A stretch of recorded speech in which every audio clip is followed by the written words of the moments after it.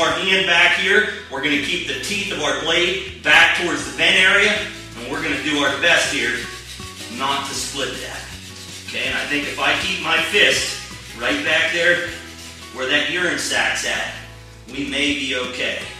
I'm going to try to keep my fingers in there, stay in between there. I don't want to cut myself, but I don't want to cut that urine sac either. Just going to keep working at it here. We're going to go slow. Whoop. Keep working our way down. Okay, we're coming through it now. I want to be careful. Maybe I'll even just try to break it open. Look at that. We've done it.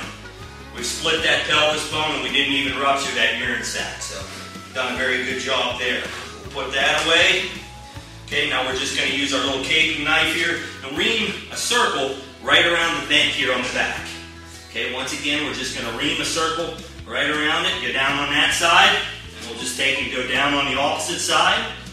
We'll just take this right down to the base of the tail.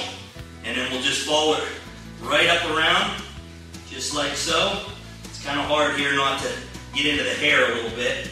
But we just want to make a circle. Okay, now once we've made that circle and we've cut it loose down here from the base of the tail, you can see where we've cut it loose here. Right there's the base of the tail where we finished our circle. Now all we have to do is just pull this right out of there. And there is our animal, cleanly gutted, no injuries.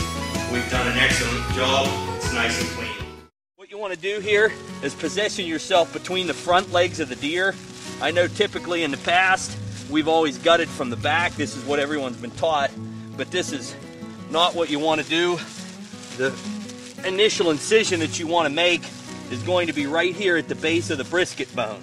Now the reason we put our initial incision right here at the base of the brisket bone is because even as a human, when you lay flat on your back, all of your intestines and your stomach and your internal organs settle down into the pelvis area of your body. So you don't want to go directly into that area. That's where all the intestines and all the internal organs are at. So we want to make that incision right up here, just below the base of the brisket.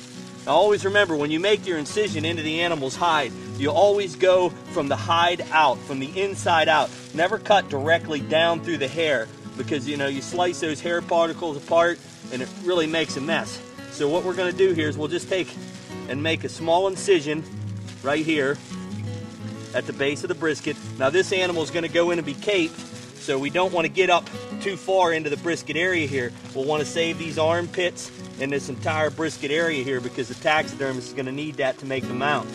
Okay, we'll take our gut hook skinner, start right down through here, just get ourselves an opening here, and now we can find and make an incision right at the base of that brisket. Stick our gut hook in and start right down through the stomach. Spread this apart and position ourselves between the hind legs of the deer. Rack's giving us a little bit of trouble here. Stick our gut hook skinner in there and just open them up just like a zipper.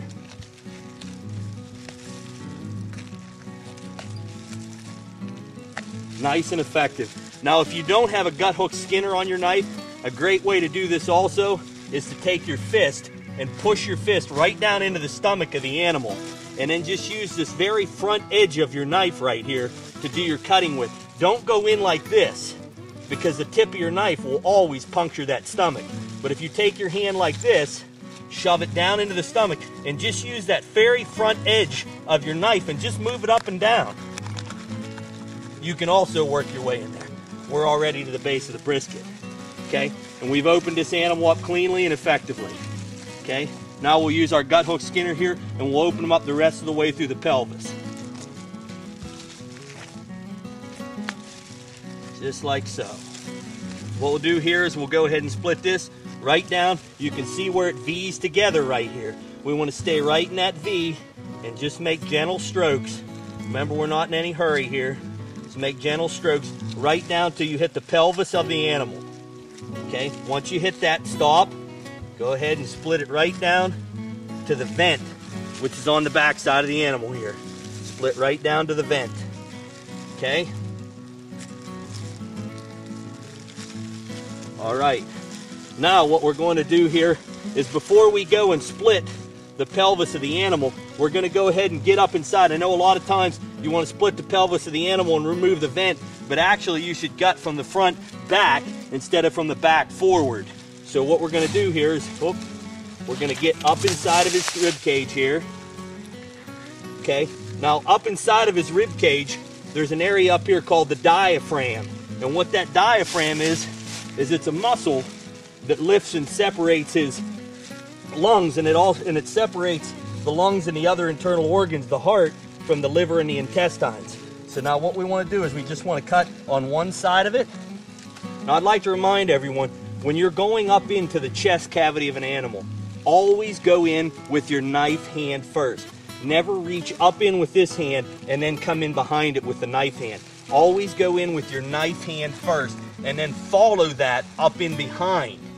Okay? Now we're going to reach way up in as far as we can go. That's what these Great Hunter specialty gloves make this really nice, because you don't really get yourself into a mess. And remember, keep that knife hand up in there ahead of your empty hand.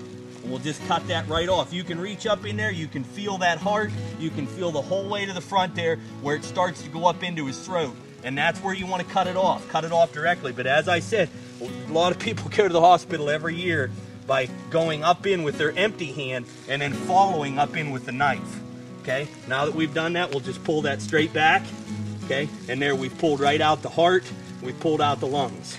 Okay, and now we can cut the other side of the diaphragm off. The diaphragm's attached on the other side. But instead of cutting this side of the diaphragm, then trying to flip these internal organs over and cut the other side of the diaphragm, cut this side. As I said, go up in with your knife hand, find the heart, cut it off, then bring it back out. Now when you pull it out, then that'll expose the other side of the diaphragm. And we can go ahead and cut that off. Okay, now we'll just work our way directly back. Now the rest of these internal organs will only be attached to the spine of the animal in the very back. That's where those internal organs will be attached. So that's the only area we have to worry about. They won't be attached to either side, only straight down the spinal column. So that's where we need to cut, right down the spinal column. And we'll pull those right out. Now that we get them back that far, we're just going to roll everything right out. Okay, see, now this is why we gut from the front back.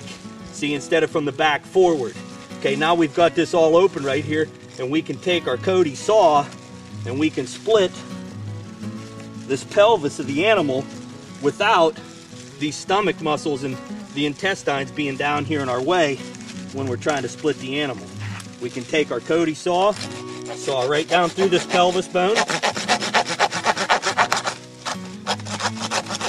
Very sharp saw right down through the pelvis bone of the animal. Okay, now what we do here is, as you can see the vent of the animal, what we're going to do is we're just going to ream a circle right around the vent of the animal. We can even make a little finger hold right here, so we got something to hold on to, and we're just going to use that and make a circle right around the vent of the animal. Cut down on one side and then down on the other. Circle your way right down around till you hit the base of the tail. Once you hit the base of the tail, you can lift forward, cut right around the base of the tail here, and pull it right out. Just like so. Okay? Now we've cleanly and effectively removed the vent from the animal. Clean a little bit of the hair up here. And we really don't even need our knives to finish the job here. We can just go ahead and finish pulling this right out. Saw it down. And as I said, you'll see here that the internal organs are only attached right along the spine of the animal, and we can just pull them right out.